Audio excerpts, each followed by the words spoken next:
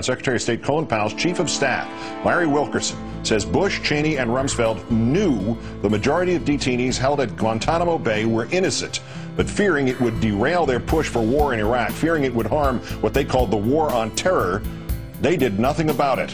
Wilkerson signing a declaration in support of a lawsuit filed by a former detainee at Gitmo against the U.S. That document obtained by the Times of London. That detainee, Adel Hassan Hamad, held from March 2003 to December 2007, does not know why he was seized, claims he was tortured by U.S. agents while in custody. Colonel Wilkerson says Mr. Rumsfeld and Mr. Cheney believed it was, quote, politically impossible to release the innocent, in part because the detention efforts would be revealed as the incredibly confused operation that they were. This was, quote, not acceptable to the administration and would have been severely detrimental to the leadership at DOD.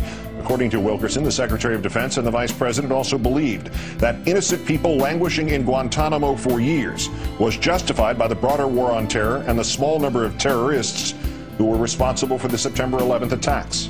Concerning Mr. Cheney in particular, quote, he had absolutely no concern that the vast majority of Guantanamo detainees were innocent. If hundreds of innocent individuals had to suffer in order to detain a handful of hardcore terrorists, so be it, end quote.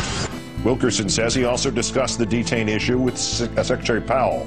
I learned that it was his view that it was not just Vice President Cheney and Secretary Rumsfeld, but also President Bush who was involved in all the Guantanamo decision-making. Does Colonel Wilkerson's involvement increase the likelihood of forcing Rumsfeld, Cheney, Bush, somebody to testify anywhere, or can this too, like everything else, be ignored? It gets over one of the two major obstacles to bringing such a suit, and that's the state secrets doctrine.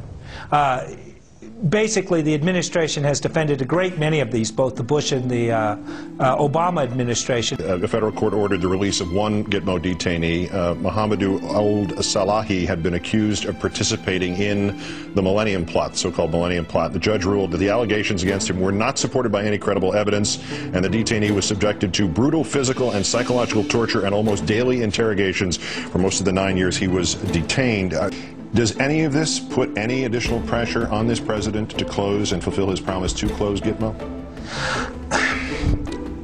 Ultimately, I think that, as Guantanamo goes forward, one of the real questions, and I think it's a difficulty, is these habeas suits, as they keep being decided, are being decided at an incredible rate for the detainees. Mm-hmm. And that puts pressure on the president because more and more people who are currently held in Guantanamo are being found to have had there be no basis for them to have been detained in the first place. He can't say, well, we're really not having any harm done other than to our image. Actually, we're harming people who are innocent, and that should put pressure on.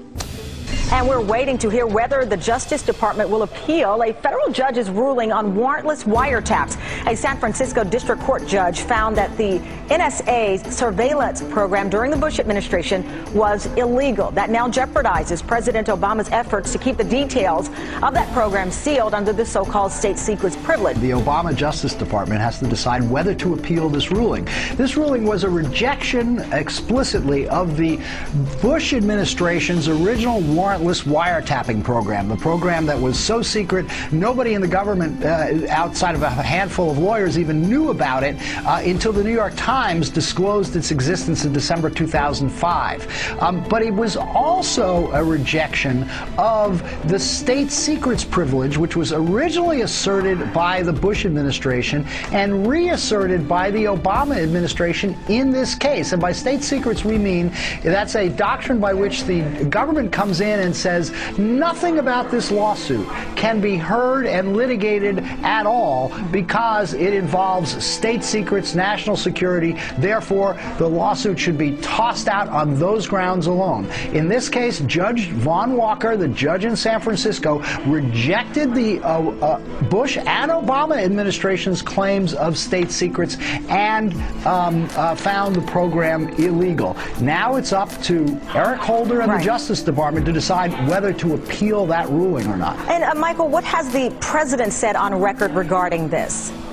He hasn't spoken directly to this case, but President Obama did express his concerns about the use of the state secrets privilege. He did so during the campaign as a United States Senator. He criticized the Bush administration for doing so.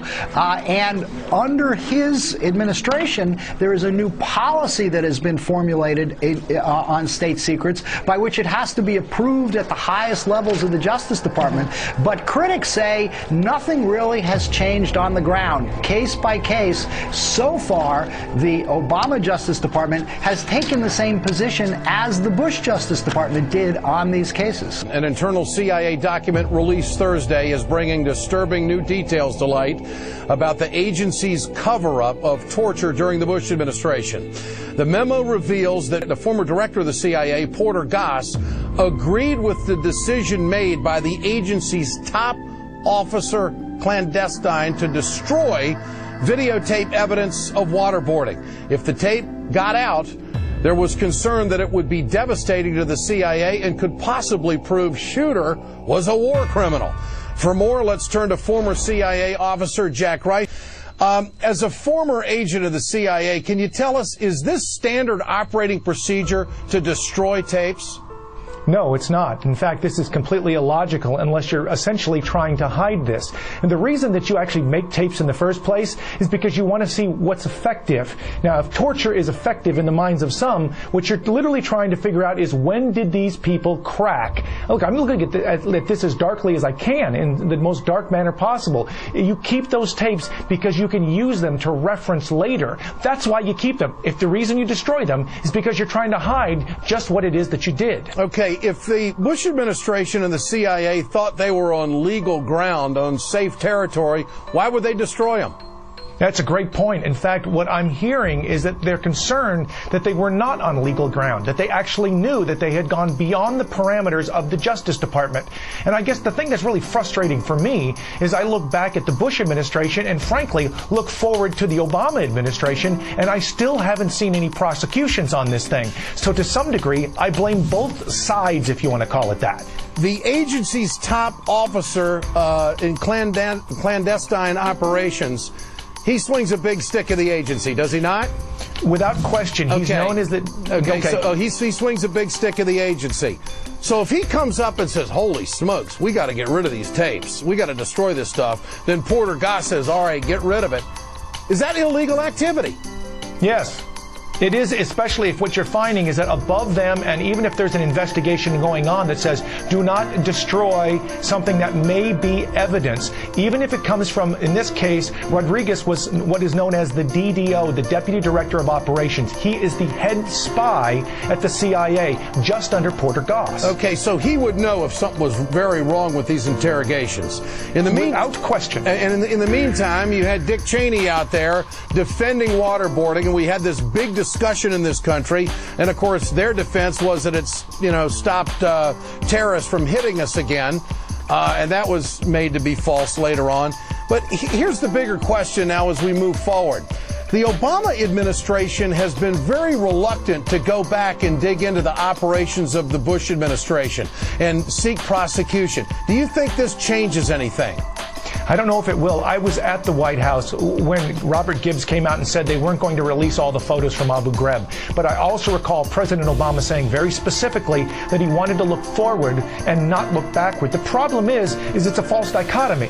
You have to be able to look backward to understand exactly what it is that we have done and the damage that we have committed. And that way you can look forward clearly and honestly. This president must do that. I'm still waiting for that. There are only about 100 Al-Qaeda members left in Afghanistan. We're not there for Al-Qaeda. We're now being told that we're there to help provide jobs and reconstruct local government, while Karzai is our ally there, who sounds every day more and more deranged, threatening to join the Taliban. This is not a winnable war, and don't listen to me, just listen to the people you normally agree with, like George Will and the Cato Institute. Well, I'm glad. Well, maybe actually this is the time to join George Will, the Cato Institute, and many other conservatives and call for America to leave Afghanistan. It's a war of choice, not a war of necessity. Every day that we are there, we are losing more hearts and minds. We are killing civilians. We are undermining ultimately our own national security. Al-Qaeda is not there. So what are we doing there? Come on, just join with us and maybe something will be done.